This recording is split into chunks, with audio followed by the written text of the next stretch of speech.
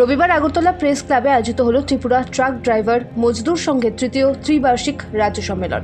প্রদীপ প্রজ্বলন ও রাষ্ট্রীয় সঙ্গীত পরিবেশনের মাধ্যমে সভার আনুষ্ঠানিক সূচনা করা হয়। সম্মেলনে প্রধান অতিথি হিসেবে উপস্থিত ছিলেন ভারতীয় মজদুর সংঘের ত্রিপুরা রাজ্য কমিটির সভানেত্রী দেবশ্রী কলই, সাধারণ সম্পাদক তপন কুমার দেব সহ সংগঠনের অন্যান্য নেতৃবৃন্দ।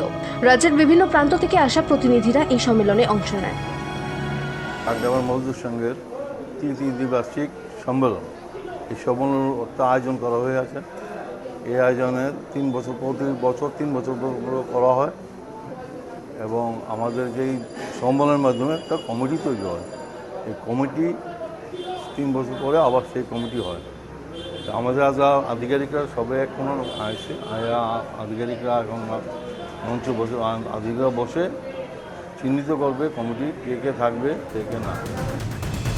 সম্মেলনে সংগঠনের সাংগঠনিক ভিত্তিকে আরও মজবুত করার পাশাপাশি ট্রাক চালকদের বিভিন্ন সমস্যা ও স্বার্থ সংশ্লিষ্ট দাবি নিয়ে বিস্তারিত আলোচনা করা হয়।